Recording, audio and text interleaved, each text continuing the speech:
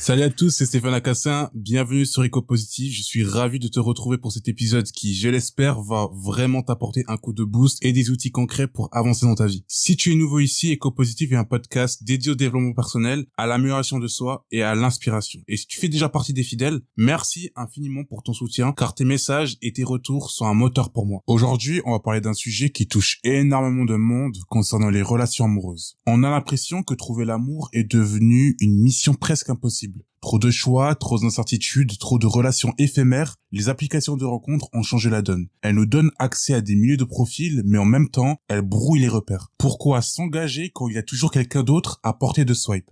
Mais est-ce que l'amour est vraiment devenu plus compliqué ou est-ce qu'on est simplement en train d'apprendre à aimer différemment ? Dans cet épisode, on va analyser ensemble ce qui a changé, pourquoi ça peut sembler plus difficile, mais surtout comment il est toujours possible de construire une relation sincère et profonde, même dans un monde qui zappe tout le temps. Avant, on rencontrait son ou sa partenaire via des amis, au travail, en soirée, et aujourd'hui, les applications de rencontres nous ouvrent un champ des possibles immenses. Sur le papier, c'est une chance. On peut croiser des personnes qu'on n'aurait jamais rencontrées autrement. Mais cette hyper-accessibilité change notre façon de voir les relations et pose 3 grands problèmes. Le premier, c'est l'illusion du choix infini. Les applications de rencontres créent l'illusion qu'il y a toujours une meilleure option quelque part. Résultat, on hésite à s'investir. On swipe encore et encore, convaincu qu'il a peut-être mieux juste après. On peut aussi éviter de trop s'attacher par peur de rater une meilleure opportunité. On peut aussi finir par ne jamais faire de vrais choix et donc par ne jamais construire quelque chose de solide. Mais la réalité, c'est que plus de choix ne veut pas dire meilleur choix. Une vraie relation ne se construit pas en empilant des critères sur une fiche Tinder,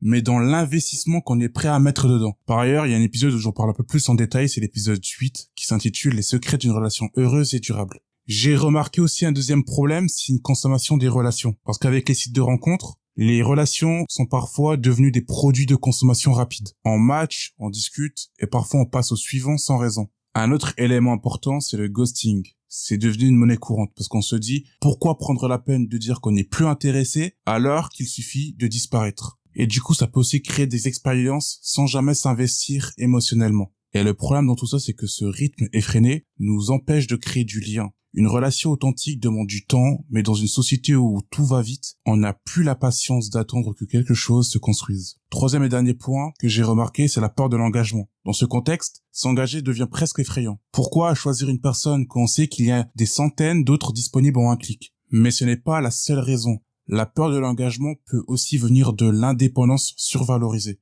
On nous pousse à être autonome, à ne dépendre de personne. Du coup, être en couple peut donner l'impression de perdre sa liberté. Ça peut aussi venir des expériences passées. Après plusieurs déceptions, certains préfèrent éviter toute attache pour ne pas souffrir. J'ai aussi remarqué que les gens ont souvent l'idée que tout doit être parfait. Dès que quelque chose cloche, on pense qu'on s'est trompé de personne et on préfère abandonner plutôt que surmonter les difficultés ensemble. Mais en réalité, s'engager, ce n'est pas perdre sa liberté, c'est choisir de construire avec quelqu'un. Et dans un monde où tout semble jetable, ça peut justement devenir une vraie force. Un autre facteur qui complique les relations, c'est l'image idéalisée de l'amour sur les réseaux sociaux. On voit des couples qui affichent une relation parfaite, avec des voyages de rêve, des cadeaux incroyables, des moments magiques, et inconsciemment, on compare nos propres relations à ces images ultra travaillées. Il faut s'en rappeler que les moments difficiles ne sont jamais montrés, ce qui donne l'illusion que l'amour doit être facile tout le temps. Cette idéalisation pousse beaucoup à abandonner à la moindre difficulté, persuadés que le vrai amour ne devrait pas être aussi compliqué.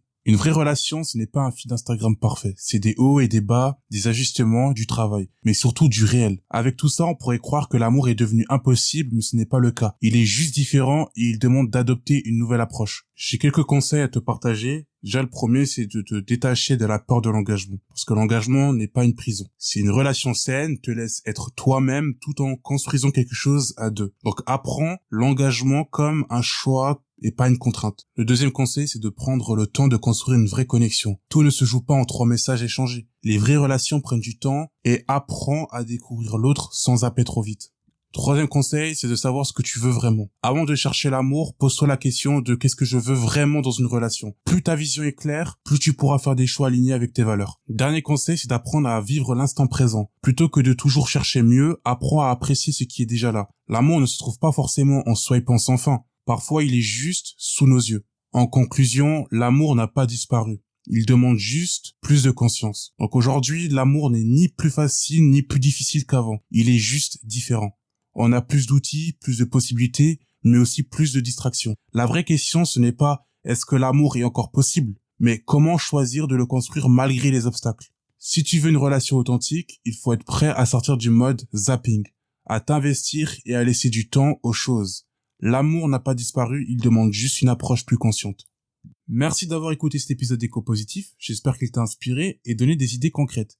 Si cet épisode t'a plu, n'hésite pas à t'abonner sur Instagram ou Facebook pour ne rien manquer et pour m'aider à faire grandir la communauté d'Éco-Positif. Si tu as 2 petites minutes, ce serait top de laisser 5 étoiles sur ta plateforme d'écoute ou un like sur YouTube. Ça m'aide énormément à faire connaître le podcast et surtout, laisse un petit commentaire pour me dire ce que tu en as pensé. Ça m'aide à m'améliorer épisode après épisode. Merci d'avoir écouté jusqu'au bout. On se retrouve la semaine prochaine pour un prochain épisode. En attendant, prends soin de toi, crois en toi et n'oublie pas, chaque pas compte.